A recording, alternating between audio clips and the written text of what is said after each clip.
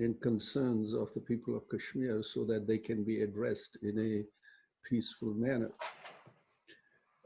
I have the distinct honor and pleasure of moderating a session today regarding Kashmir and the United Nations, as United Nations General Assembly is going through its 75th annual session. And I have a distinct honor to be associated with an excellent panel of speakers. And to get us started, I would be introducing the President of World Kashmir Awareness Forum, Dr. Ghulam Nabi Mir, so that he can get us started with the discussion. Just briefly, Dr. Ghulam Nabi Mir is born and bred in Kashmir, and is a president of the World Kashmir Awareness Forum, which is an Ohio-based 501c3 organization that advocates for the cause of Kashmir and Kashmiris here in the United States. He was born in Kashmir, as I mentioned, and has been on leadership positions right from the beginning. In fact, I remember, I think it was his teenage years when he started a local chapter in his area for Student and Youth League. After that, he graduated through the Government Medical College in Srinagar, which is the capital of the state of Kashmir, and was able to immigrate to the United States in early 70s, 1974. Here, he has had a commanding position in his community in Akron, Ohio, both in the medical community as well as in the larger community, Muslim community, as well as interfaith community, where he has been a stalwart in terms of establishing an Islamic center, establishing Muslim-Jewish dialogues, and other interfaith conversations, and has been recognized for the same with different awards and recognitions. He has been the chief in his specialty of gastroenterology and established a very prolific clinic that is working successfully even after he gave up the reins of its presidency recently. And since last year, he has retired from the active medical practice and devoted himself to the cause of Kashmir completely. So I'll ask Dr. Mir to give us a little background on World Kashmir Awareness Forum, as well as introduce the subject for today. Dr. Mir. I'd like to thank the audience, first of all, and I'd like to welcome Right Honorable Lord Ahmed from the House of Lords in the United Kingdom. He's been always our supporter, and it's his cause as much as it's been our cause. And he's always on the webinars all over. So thank you to be here. I'd like to also welcome to the webinar Mirza Saib Beg of Oxford University, and thank you both for being here. I would now go quickly to try to tell you as briefly as I can about the World Kashmir Awareness Forum. WKAF is a successor of World Kashmir Freedom Movement and other organizations. WKFM was started in 1991, and since then, in 2006, we established the World Kashmir Awareness Forum, which is a 501c3 not-profit organization founded in Ohio. It's focused on providing information on Kashmir and advocating for Kashmir in this region, as well as in the diaspora. It engages in advocacy efforts with the diplomatic, civic, religious, and human rights causes, with political as well as diplomatic arenas, particularly including the United Nations and its missions in New York, and also OIC and international fora. And now going to the United Nations, the reason why we decided to have this webinar today is UN and Kashmir are interlinked. So far, in the form of UN being the backbone of Kashmir cause on international level, because in 1948, resolutions were passed. Kashmir was supposed to be holding an unfettered, independent referendum to decide its future. Since we have not been released from the bondage of India, and UN has so far, unfortunately, sad to say, failed to get us our right of self-determination. So we thought on the 75th birthday of this organization, it would be worthwhile to mention that we are not done with the United Nations, and the United Nations is not done with our issue. So we thought we should revisit it. Just the other day, Mr. Antonio Guterres, the Secretary General of the United Nations, on this 75th anniversary, has tried to give us some hope to hundreds and millions of people of the world. It also has given that same hope to millions of Kashmiris, although we haven't yet realized the fruits of his mission and his organization mission. I am almost certain when he was talking of the hundreds of millions, Kashmiris were on his mind. And it is very important that we know the smaller nations are as important as the larger nations in the scheme of things. He said at one time, it is very important that we now create the conditions to address the smaller, but still dramatically and deadly conflicts that we are facing in the world today. It was end quote here. The Secretary General also expressed his commitment to the political and human rights of the people of Kashmir when on August 8th, 2019, he said that Kashmir issue must be resolved according to the principles of the UN Charter and under the applicable United Nations Security Council resolutions. Kashmir dispute is on the UN agenda and has been so far since 1948.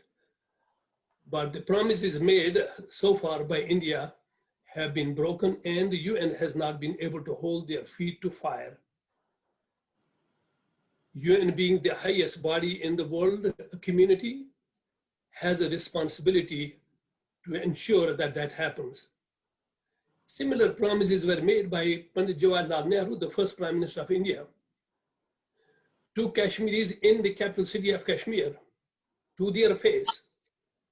And then similar promises were made by his special representatives to the United Nations. The Secretary General may not be able to implement and enforce the United Nations Security Council resolutions to end Indian occupation because his powers are limited, and that is because the organization has fallen weak. So we are pleading to the United Nations to look back 75 years ago when another organization met its fate of death. That is the League of Nations, exactly 75 years ago when the UN took birth. Look back to what happened to it and try to prevent its fate going down that road. Look back what's happening already in India.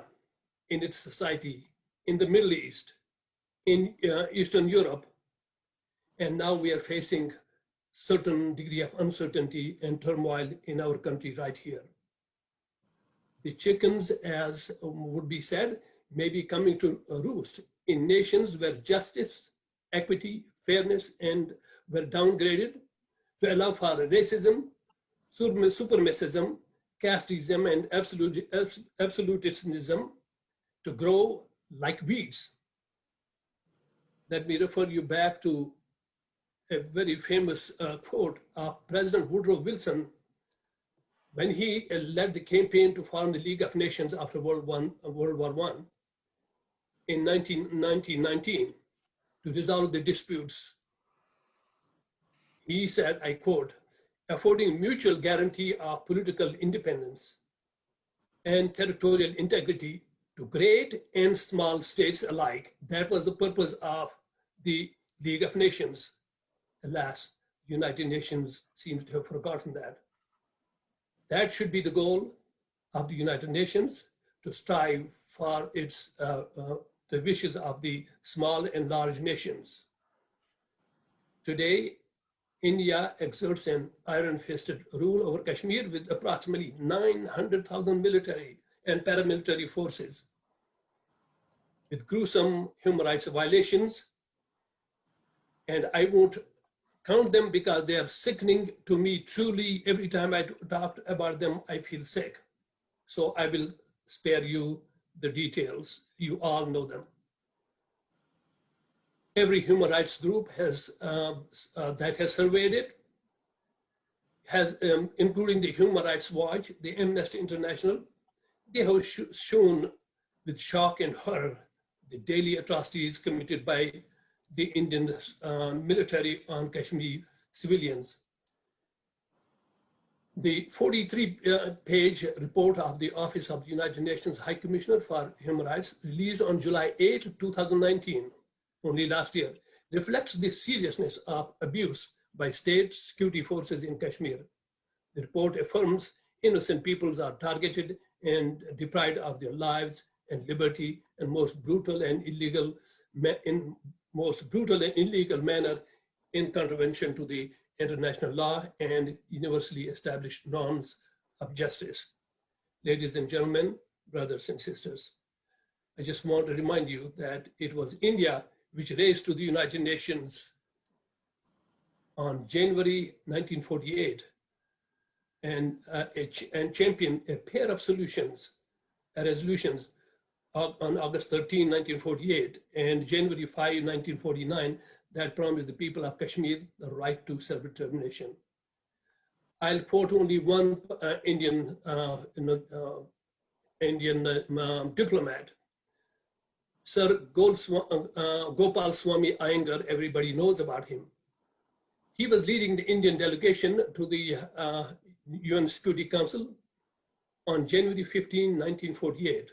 And he said, I quote, the question of the future status of Kashmir vis-a-vis her neighbors and the world at large, and a further question, namely, whether she should withdraw from her accession to India and either accede to Pakistan or remain independent with a right to claim admission as a member of the United Nations. How ironic, 73 years later here, this same United Nations seat is being denied Kashmiri people. I start the quote again, all this we have recognized to be a matter of unfettered decision by the people of Kashmir, end quote of Sir Gopal Swami Iyengar's statement. All we are asking for India is to admit that it had seriously and spuriously claimed Kashmir's right to be ruled by Indians. That spurious claim needs to be rejected, and the United Nations should turn attention to getting us our rights of self-determination. I will try to quickly move on to just tell you what the people of Kashmir demand of the United Nations. That is, number one, it must persuade the Indian government, number one, to dismantle all bunkers in villages, towns, and municipalities in Kashmir, because every time you move there, they are an ugly reminder of foreign occupation. Number two, release all political prisoners, all of them, young and old. There is no political prisoner that is a criminal. We have a jurist among us. He can correct me if I'm wrong. Every political prisoner, as long as he's seeking justice within peaceful means, does not belong in a prison. Number three, give the people the freedom of speech and assembly. Four, repeal all draconian laws such as Public Safety Act or PSA, Third Areas Act, and Armed Forces Special Powers Act. Number five, we want to ask India to demilitarize Kashmir completely, as United Nations had said back in 1940s. So under the UN mandate, a free and unfettered referendum can be held. We must also demand of United Nations to force India to restore all the fundamental human rights of all Kashmiris. It is time the people of Kashmir live with a life of dignity. Just so the propaganda of India machine doesn't pull wool over the world's eyes. Azadi is the battle cry of peaceful Kashmiris. As Chatham House from Britain on May 27, 2010 said, 90 to 95% of Kashmir Valley ask for Azadi. Azadi is not autonomy that we had until August last year, if there was any. It does not mean that there should be a line of control. An international border, just as was suggested during Musharraf formula. To clarify further, Azadi is the goal and right of self-determination is the means to attain that goal. So we hope that the United Nations will intervene in Kashmir, not only for the sake of Kashmir, but also for the sake of peace, security, and dignity of the entire area. Otherwise, the Kashmiris are not going to stop in their demand for the self-determination and freedom. With that, I would like to thank you again. God bless, inshallah. Assalamu alaikum. Thank you very much for your succinct presentation, Dr. Mir, and giving us a background of the organization as well as the Kashmir issue. I would just remind the audience that there is a question answer button on the screen that they can use to send their questions. We certainly want to have as many questions as possible, and we'll address them after the formal comments have been made. And I will move on to our next speaker, Mirza Shaib Beg, who is a London-based attorney in the field of capital markets and a candidate for Masters in Public Policy at Oxford University. He has earned his Bachelor's of Arts in Securities Regulation back in 2013 from the National Academy of Legal Studies and Research University in Hyderabad, India, and a master's degree in law from Queen's Mary University of London. He has been recognized and received several awards during his education, and he has tirelessly worked with parliamentarians, judges, and activists on political, economic, and legal issues, and tried to create an appropriate dialogue in this regard, and has regularly contributed to this discourse and conversation. He's a recipient of the prestigious Oxford, Weidenfeld, and Hoffman scholarships, and I'm sure his dissertation in elucidating the legal perspectives of the Kashmir issue, especially in light of the 75th session of the United Nations General Assembly will enlighten us with the topic. So it's my great pleasure to introduce Mirza Said Beg to you. Thank you. Thank you for having me. I will speak very briefly because I have an exam to attend soon after this, but I will very quickly touch upon over the next few minutes over the legislative and policy changes, such as the delimitation, the domicile law that are all taking place right now, to give you a sense of the gravity of the situation, which is being exacerbated by a failure of the UN General Assembly to uphold international law, as well as charters that the members have agreed to stand by.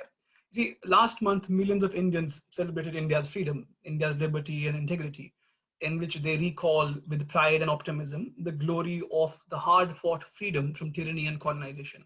And they remind themselves that this freedom comes with the responsibility to cherish these ideals that inspired their freedom struggle. But in light of what those ideals stand for, it is odd that they are unable to understand why Kashmiris renounce such celebration for their utter hypocrisy. In the face of such determined ignorance, Kashmiris can only hope that the fireworks that celebrate India's emancipation may also shed a coruscating light on self-evident truths about the abject denial of freedom and democracy in Kashmir. It is essential for the UN General Assembly to question the Indian government, because right now, public policy that affects the future of so many people is being made in darkness through executive whim by brute suppression of any kind of dissent.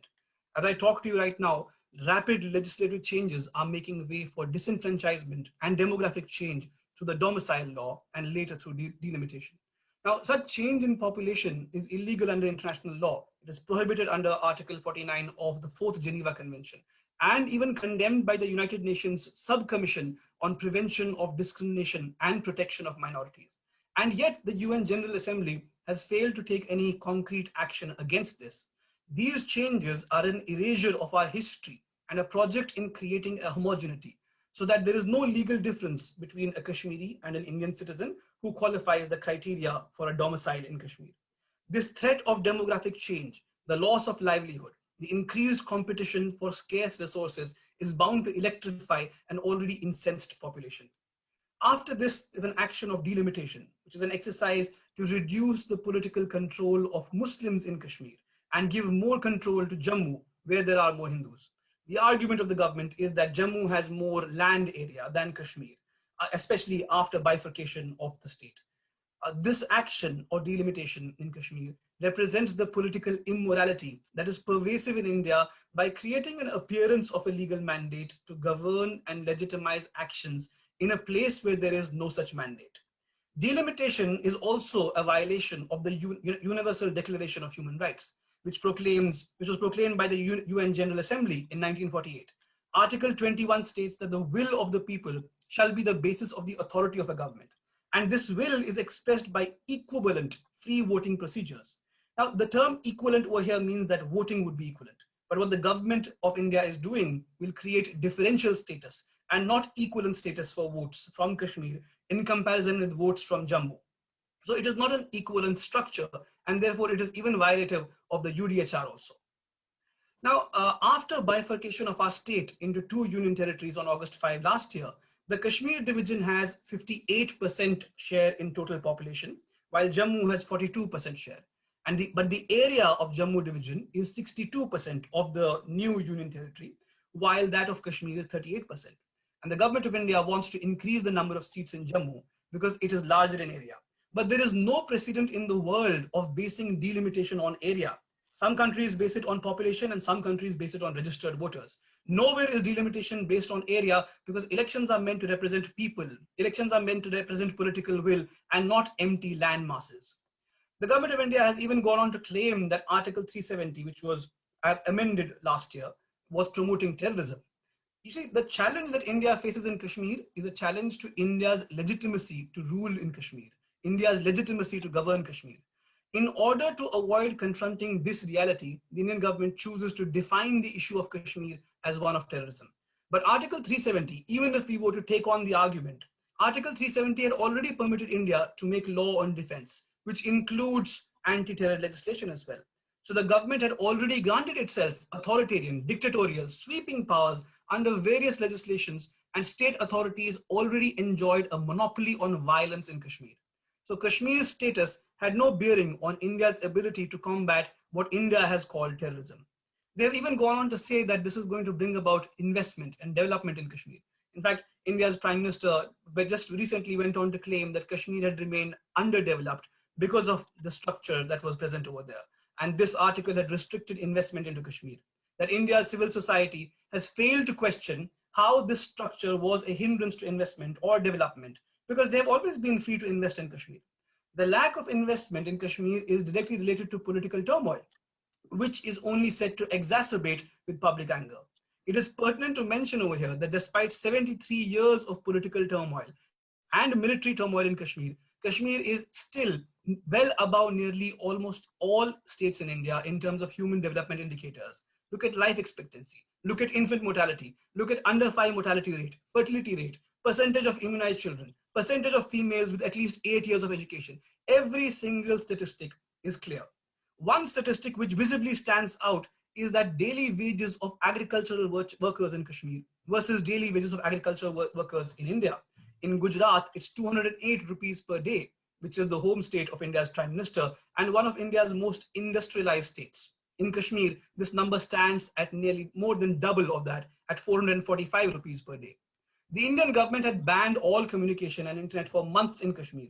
And even right now, despite over a year since this decision was made, internet is still restricted in Kashmir. And these restrictions have imposed, they have led to a destruction of our e-commerce by internet restrictions, by devastating our economy. And Kashmir's Chamber of Commerce had estimated a loss of $5 billion. As a result, as a direct result of these policies of the Indian government, Kashmir's export had declined by 62% and Kashmir's tourism declined by 86%. This is a direct counter to what the Indian government has been claiming, that they will bring about development in Kashmir. Even though the issue in Kashmir has never been an issue of development. People in Kashmir are not on the streets asking for development over there. People in Kashmir are asking for their political rights and their political will to be respected. In conclusion, what I want to say is that the last 7 decades, in these 7 decades, Kashmir has seen many UN sessions, interlocutors, peace talks, back-channel discussions in a long list of failed attempts by India. And these attempts have earned Kashmir the unique sobriquet as a graveyard of reputations. The only reason for this consistent failure is that India wants to hear an answer which Kashmir is not willing to give, and India is not willing to hear anything else. 74 years after their independence, India is still unable to eliminate its caste system, its Hindu chauvinism, its Islamophobia, its misogyny, and systemic homophobia. So as India celebrated its freedom last year, as India celebrated their liberation last year, Indians must remember that their silent approval has ensured that all of these injustices are now an unapologetic and integral part of the idea of India. Kashmiris have long recognized that India, as a denier of the rights of Kashmiri people, cannot pass itself as a liberator of anyone. I'm happy to take any questions, but I'll have to take them on call after this. Thank you. Thank you so much, Saib, for that crisp, short, and powerful presentation. I know you have an appointment to go to, and you may not be seen on the screen, but nevertheless, you'll be able to stay on phone and answer any questions there may be. So we'll make sure that if there are any questions addressed to you, we will direct them accordingly. Thanks again. And at this point, I had hoped to bring in Congressman Tim Ryan into the picture, but as you are aware that the current U.S. federal budget is running out in a few days. And the Trump administration and the Congress has not been able to reconcile their differences for a continuing resolution, creating a scenario for potential government shutdown.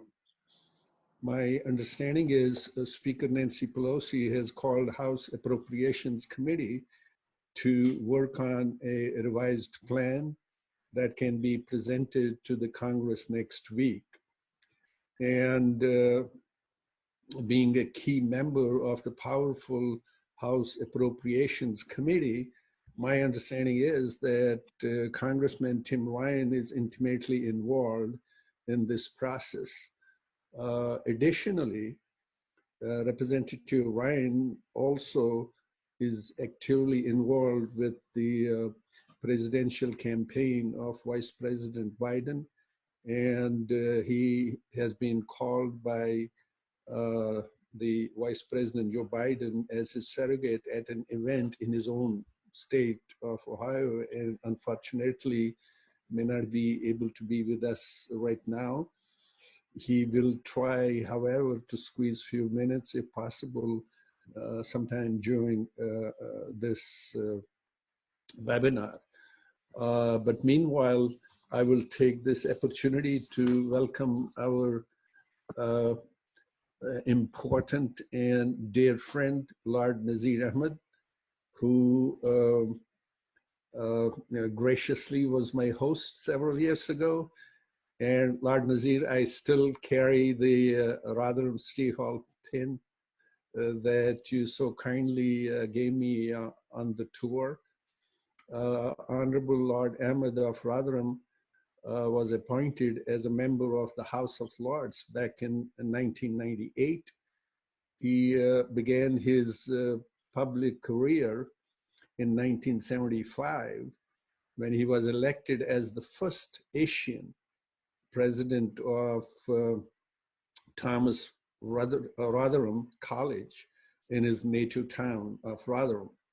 He was later appointed as the youngest magistrate in 1992 at the age of 34, a position that generally is not considered for anyone under the age of 35. He was elected as the chairman of the South Yorkshire Labour Party back in 1993. Prior to being appointed as a member of the House of Lords, he was appointed to the House of Lords as Baron Ahmed of Rotherham in the county of South Yorkshire back in 1988, and was the really the instigator and acted as the head of the delegate for the first British delegate to Holy Pilgrimage to Mecca, I think several years ago. He's an advocate in equality issues and has spoken several times on issues of race, religion, and gender, and has advocated legislation against religious discrimination. But more germane to our discussion today, he is an absolute advocate for the people of Kashmir and their right of self-determination as envisaged in several United Nations Security Council resolutions. He has spoken across the globe and written about it, and speaks with passion, without reservation, and as a true representative for the people of Kashmir, coming himself from Muzaffarabad, Azad Kashmir. So it's a great honor to have you, Lord Nazir, and we would really be delighted to hear your comments in relation to United Nations General Assembly issue going on as relates to Kashmir and your overall vision. Bismillah ar-Rahman ar-Rahim, in the name of God, most gracious, most merciful. Dr. Qazi Saab, thank you very much for that kind introduction. This actually will allow you to come and visit me in the House of Lords, and so I can give you something bigger this time for being so kind to me. I think it's very right that on this day, when we are talking about the United Nations and the 75th year of United Nations, we should pay tribute, first of all, to Turkey as the president of the General Assembly, but also President Erdogan for raising the issue of Kashmir.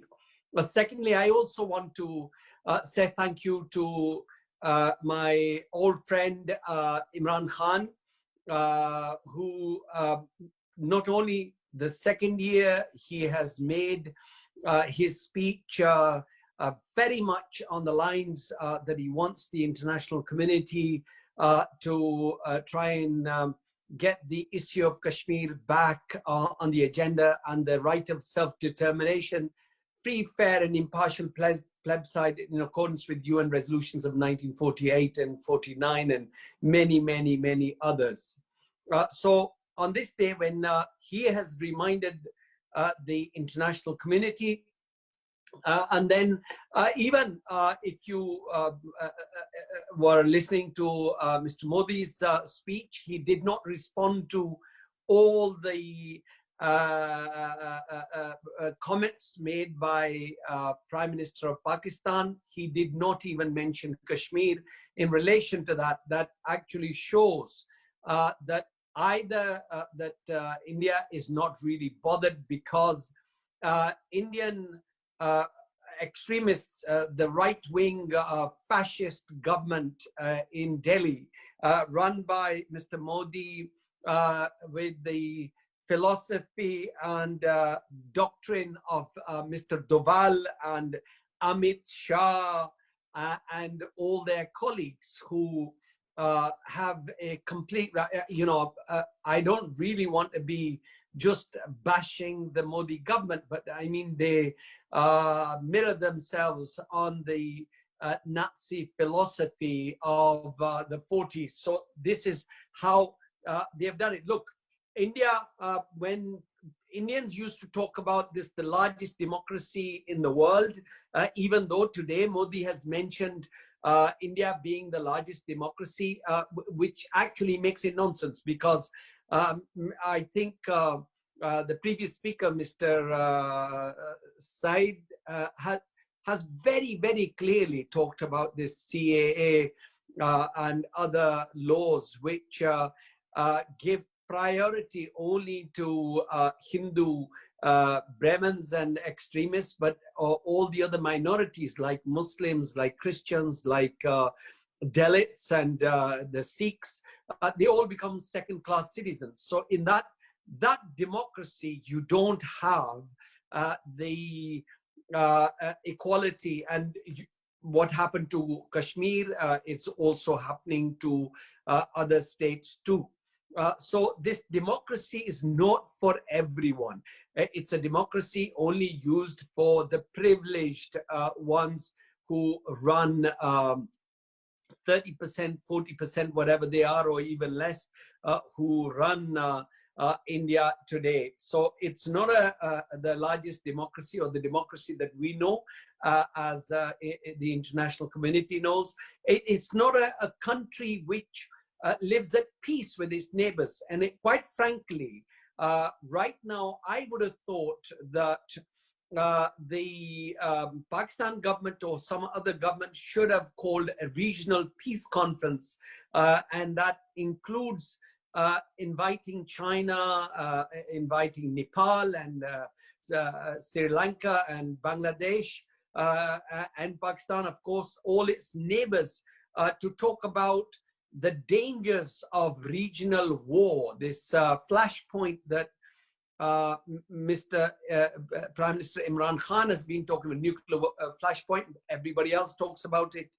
I think that OIC countries should have sort of called on the UN to take note of the current crisis in South Asia because of India. So India, when in the olden days, used to have a narrative that used to blame Pakistan about terrorism, cross-border terrorism and all that, now has changed. The whole thing, everybody knows what these extremist, right-wing fascist control of Delhi now are trying to do in that region. So whilst India might have been on the, I think today Mr. Modi was trying to pitch India almost equal to America and China, what he was saying in his words, has absolute no idea where China and America are. Quite frankly, their own economy is down 23.5% in the last quarter. But more importantly, today, international community has actually found out that 33 Indian banks have been involved in money laundering for terrorism, international terrorism, and also in international crime. So there are a lot of things about India which the international community needs to know. So coming back to Kashmir, I think we depend a lot on other Muslim countries. Sadly, my own view is that many of these Muslim countries have failed us. They've not been able to raise Kashmir. Turkey has been fantastic, and we want to say thank you to Turkey. But my own expectations, my personal expectations from the Arabs were much more than what they've been delivering. And I remember when I met Dr. Qazi Saab, Dr. Mir Saab, when I met with Yasser Arafat many years ago in Ramallah, and I talked about Palestine and I talked about Kashmir. And I told him, I said, since I was a student, I remember going on the marches in London and also supporting the Palestinian issue. And I said, but Mr. Arafat, sadly, you've not supported Kashmir cause as we have supported the Palestinian cause. That is not because I wanted you to reciprocate, but what I wanted the Arabs to do was also to support the Kashmir cause and the Kashmiri people, because our sufferings are very similar. When we know that the Israeli police are now, and the case is in the Israeli courts, because Indian police and soldiers are being trained by Israel how to beat up the Kashmiris and how to control them, because they want to have, you know, when you look at abrogation of 370 or 35A, when you look at these illegal settlements, whether in the West Bank or whether it is in Kashmir, the way Kashmiri houses have been blown up in the name of the so-called, well, I call them, and they are fake encounters, and the young men who are supposed to be engaged in fighting the illegal occupation of India, their houses are blown up. People are being driven out of their farms and their houses so they can bring in the settlers. These are hundreds of thousands of these soldiers who have been given the Bashinda Riyasat, the documents, so they can buy land and they can settle them in Kashmir, whether it is in Jammu area or whether it is in Bali. So they want to change the demographics, but the way they want to do it is very much in line with previous experience of Palestine. So when I was saying to Yasser Arafat, look, we've supported you, but you've not supported. So even today, I think Imran Khan not only was speaking about Kashmir, but he also spoke about Palestine. And I just wish that some of the Arab countries would also support Kashmiri cause and will speak about the right of self-determination in accordance with UN resolutions, in accordance with international law. So we are given that right. So on the 75th, I think we need to look at the probably some avenues of bringing this matter back on the Security Council agenda 3 times last year. I think that's very good. But I think we need a country that can take the sufferings of Kashmiri people to the International Criminal Court, bring these soldiers and people in power in Delhi to justice, but also the international community, the UN Secretary General needs to appoint special representative to go in to investigate. I think Anjana Chatterjee, her husband Richard, and others did a fantastic job on uncovering those mass graves, unmarked graves. I think, but the UN needs to do that, because the UN did it in Iraq, they did it in other places in Africa. Then they also have a duty to go and send representatives to the Indian occupied Kashmir too. So I don't know whether I've gone on for too long, but I'd be happy to answer questions. Dr. Qazi, it's a pleasure to see you, and Dr. Mir.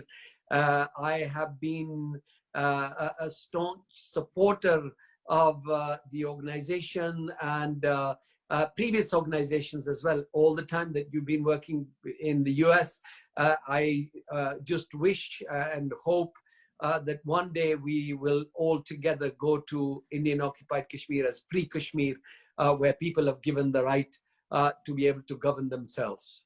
Thank you. Thank you so much for your comments, Lord Nazir. Can I, piggyback on what you just said in terms of International Criminal Court? There could be certain select acts of quote unquote state terrorism, or certain acts that are viewed by general populace as acts that perhaps could qualify for the International Criminal Court. For example, extrajudicial killings, these mass graves. So do you know why there is resistance in going to the International Criminal Court, or why that is not happening? In my view, look, the Rohingya community is probably the weakest in the world, the poorest in the world. And yet Gambia was able to take their issue to the International Criminal Court. And Aung San Suu Kyi and her generals have been indicted there, and the case was heard. Sadly, I personally think that the government in Islamabad does not want to take this matter to International Criminal Court, in my view, because they don't have the assurance that India will be prosecuted properly, because one is that India is very big, and second, it has a lot of friends and also influence. I think that it needs a political will. And I think, but we also need to be focused as Kashmiris, quite frankly. We have lots of groups from US all the way to Japan where Kashmiris are working, but we are not coordinated. We don't have a coordinating committee or something, some organization that could raise funds. There is, look, I am told that a new young peer who used to work in my office, who has just been appointed in the House of Lords, he was talking to me last week, and he said that a big law firm in London has approached him and said, look, all you need is about $2 million, and they will fight this case in the international court. And they will represent the Kashmiri people in the, so long as Pakistan can come up, because you need a state to take this matter to the International Criminal Court. So if we can't get Pakistan, perhaps a small country somewhere else in Africa, South America, if we can personally, if we can sort of find some or lobby, just on Rohingya, when, a couple of years ago when the Rohingya were thrown out, and I was one of those first people to visit Cox's Bazar in Bangladesh, to visit those communities. And they didn't have much support, 750,000 to a million people living under a naked sky and, hardly any facilities whatsoever. Gambia took the matter to International Criminal Court. Canada and Netherlands have supported the Rohingya and have come out very openly and said that they would also support the Rohingya Muslims, in the International Criminal Court. So others have joined in, but because a very small group, dedicated group from America, from UK, of the Rohingya Muslims, they've been focused on this particular issue and they've pursued it. We need to do the same.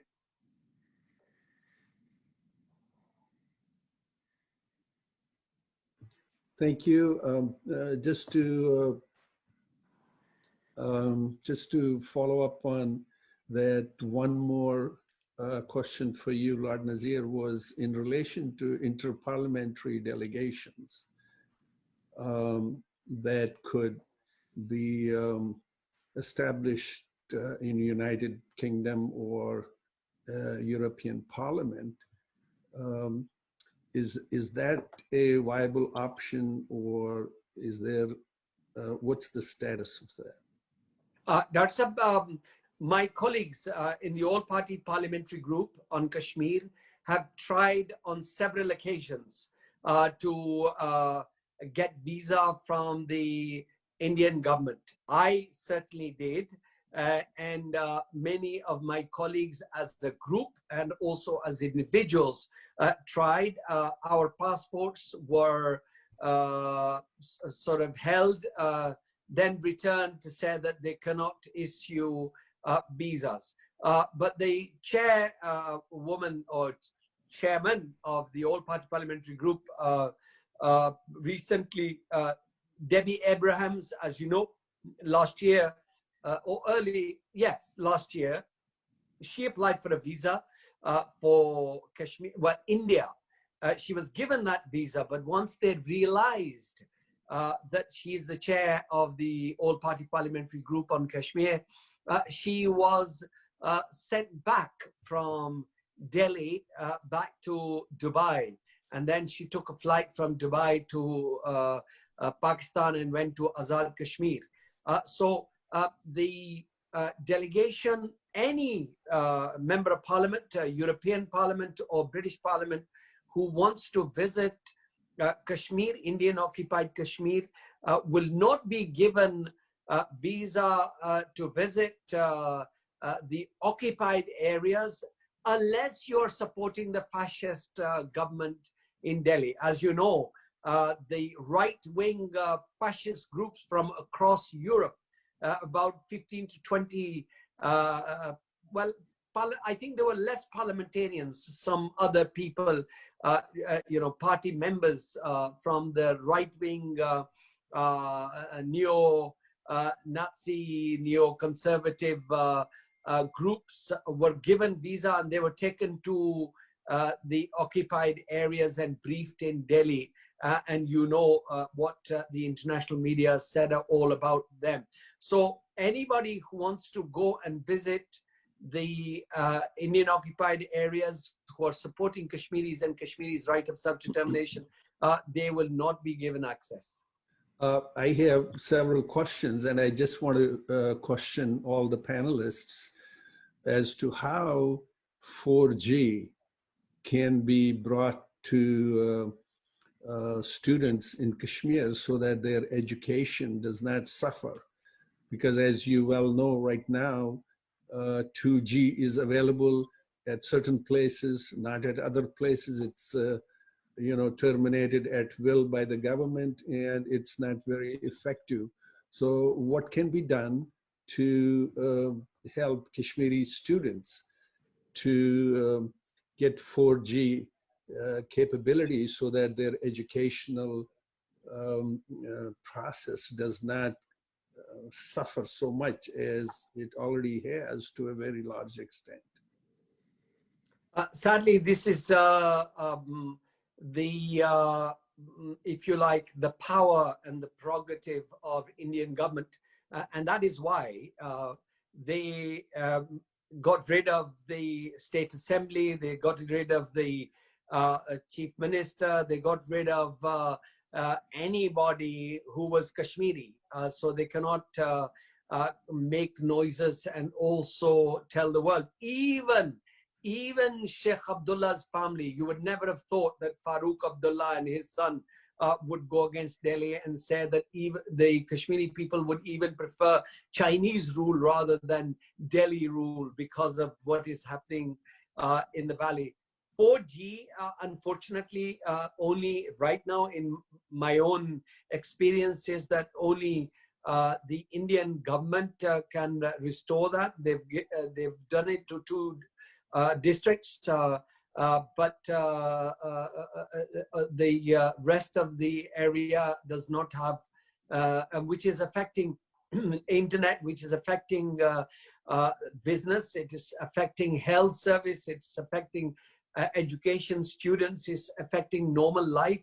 But that's not the only thing which is affecting. Of course, fake encounters, extrajudicial killings, the continuous cordon and search operations in civil areas, the blowing up of houses, the detonating of bombs in civilian areas in the houses of anybody suspected of supporting the right of self-determination, and then blaming them of being some sort of militants or anything, because they know they have used this narrative since the late 90s or early 90s to say that these are militants and they need to control them. Absolute nonsense. But unfortunately, India has been getting away with it. But well, the other thing is that we can pray that soon when they will have another round with China, we would be able to free some of the land and then restore 4G in those areas.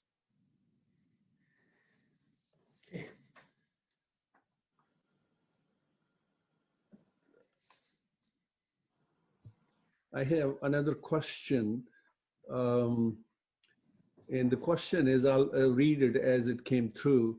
Do you think that forums for broader inclusion of women in future diplomacy would support durable, positive peace because of the different experiences that they hold in relation to violence? In other words, how can we improve or increase the incorporation of women in this situation so that the violence can be reduced?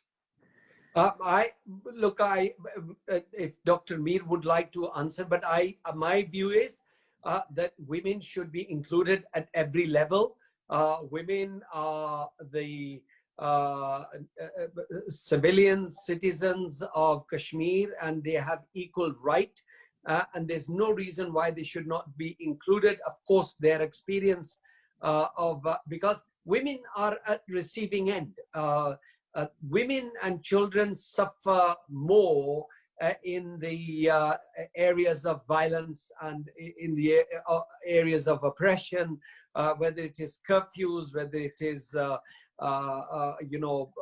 search operations, or whether it is those economic losses of $5 billion that we were told earlier on.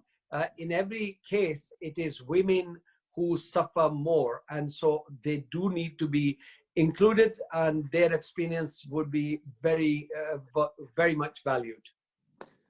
Can you hear me? Khalid sir, can you hear me? Yes, yes.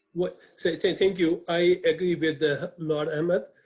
I would say we need to do more work in all the organizations that are doing advocacy or work for freedom of Kashmir. We need to reach out to the sisters all over the world, including Kashmir, and those who are in diaspora. And many of them are so brilliant, they are scholars, and we need to include them in our discourse. And we need to reach out more, including the scholars and activists. We need to open up back in Kashmir and here to their participation and give them equal opportunity to speak up. And then of course we need to empower them. They cannot just come and be members. We need to have them in the upper ranks of each organization. Unfortunately, as Lord Ahmed said, and everybody has agreed, the women are the vulnerable segment of our population as our older parents and our children. And whoever cannot fight for themselves, can't run, can't hide, they are vulnerable to the attacks by the security forces, including Indian Army, and to some extent Kashmiri police. So number one, we need to reach out. We should open up to them in our own organizations and make active effort in our board meetings to get more sisters involved. And we have seen that in World Kashmir Awareness just a few months ago, we were in Florida, and the sisters, that is, most of them were our spouses, they were interested in doing that, and we need to reach out. So that may be one of the ways to get the women empowered, and then they can speak for themselves when they come out into the real world. We should provide the resources so they can come out and speak for themselves. And connect with the women's organizations all around the world, in Europe and in the United States and Canada. Let me continue with the other panelists. There was also a question in relation to how can we improve the coordination of various Kashmiri organizations and groups, especially in diaspora, scattered around the globe, in order to make their voice more effective. Any one of you can, take a crack at that. Well, let me suggest something. I think we need to, in today's technology, what we've learned after COVID-19 is that these webinars that we have through Zoom or through Skype or many other ways, something that has just sort of come up across the globe is these WhatsApp groups in India. Most of them, even they affect elections and propaganda and fake news and everything else. Also in the United Kingdom, we have Kashmiris, Pakistanis on many of these WhatsApp groups. We really need to create sort of a good selection of groups and organizations and coordinate. Somebody needs to do that work. And I think that the World Kashmir Awareness Forum would be a great organization to do that, because you are at little distance from the normal Azad Kashmir organizations here in the UK and across Europe, Pakistani and also other organizations that are working, because we have too many internal, and that's not just the Azad Kashmiri Pakistani community. I think it's also same for many other communities where you have too many leaders, self-appointed leaders.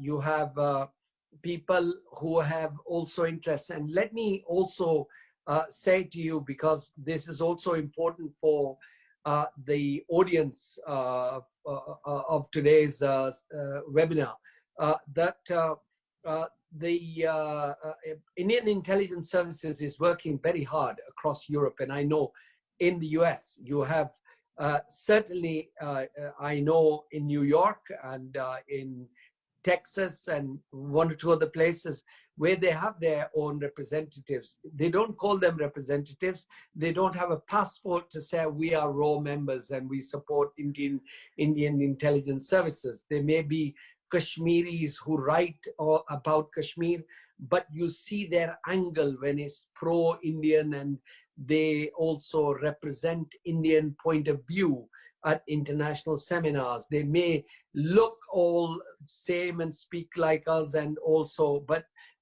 when you find out their links and their finances, they're very much connected to Indian intelligence agencies. So, we need to be aware of that, but I'm not afraid of discussing with them or challenging them.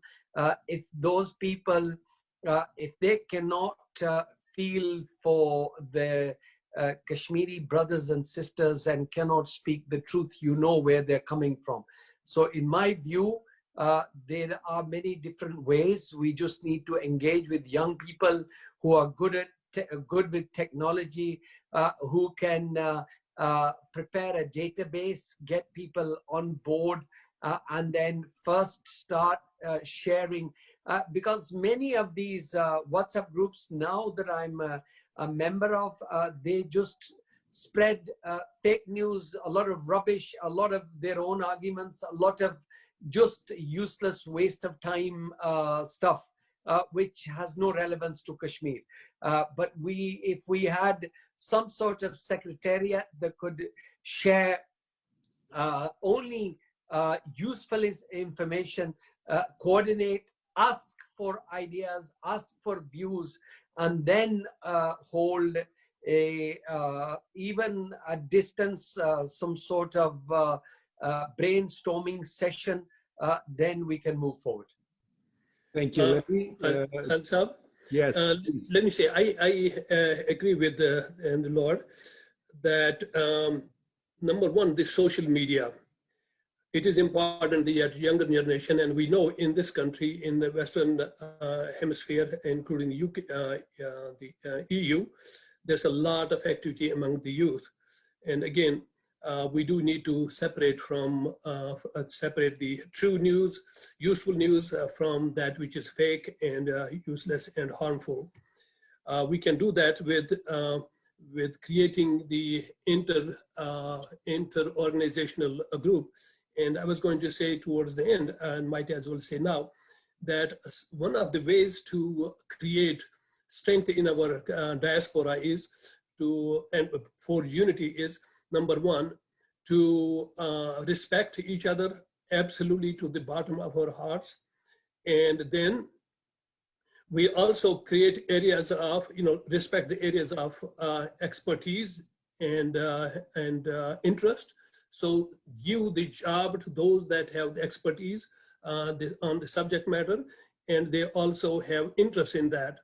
Then we also avoid duplication and overlap of resources, so that both human resources and financial resources won't be overlapped, and we do the same thing over and over again in different areas.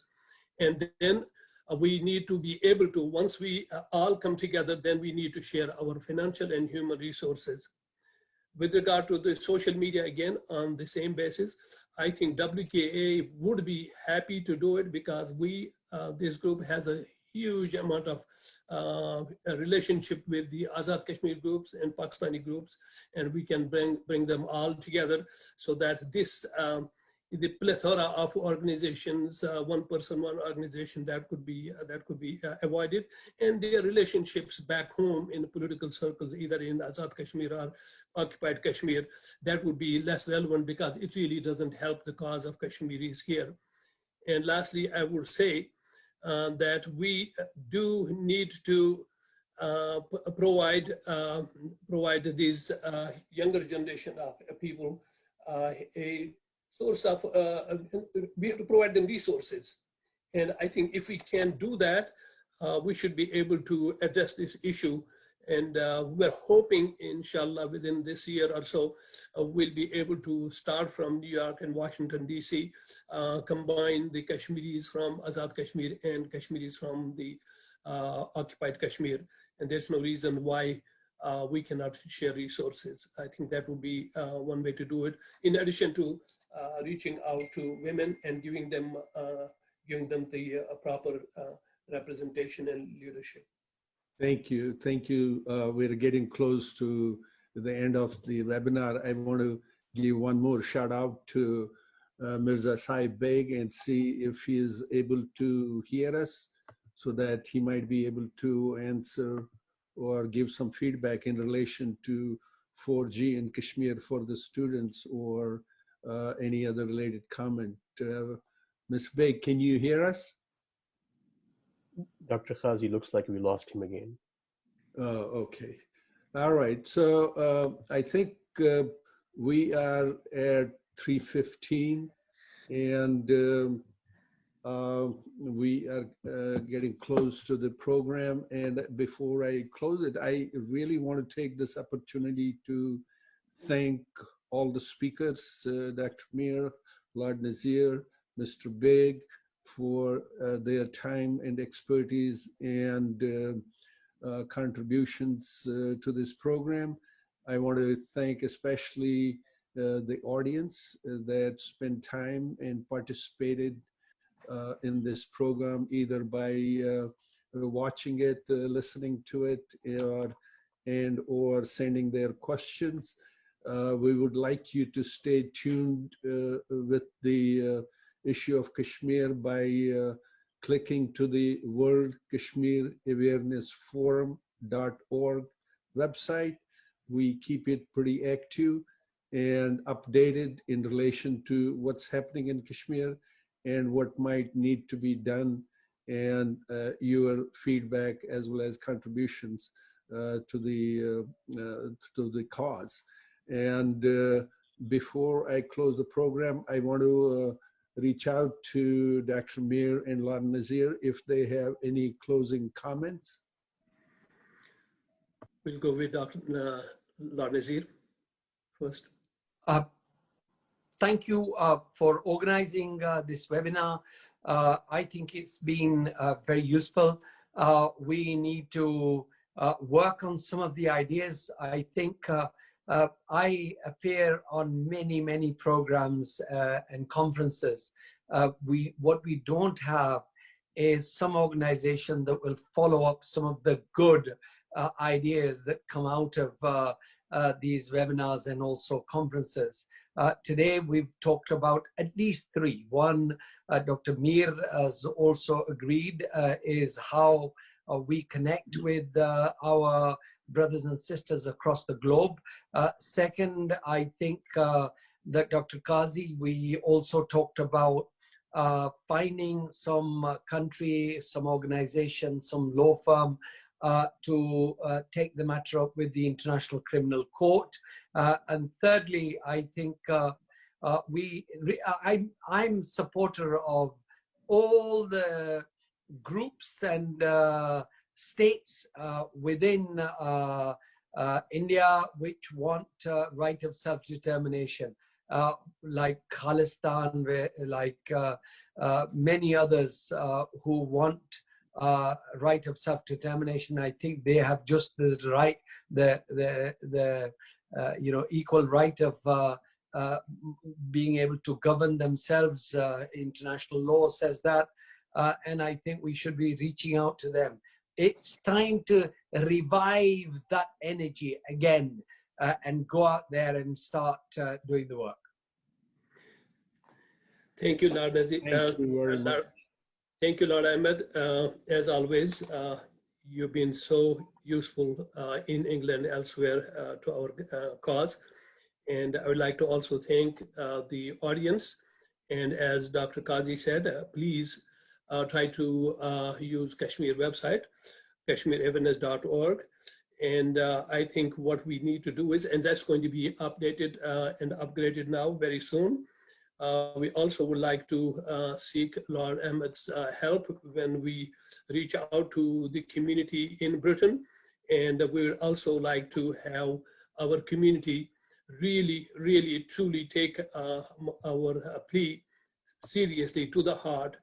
Unity can be had with diversity based on expertise and based on our interests, and trying to do the right thing for Kashmiris.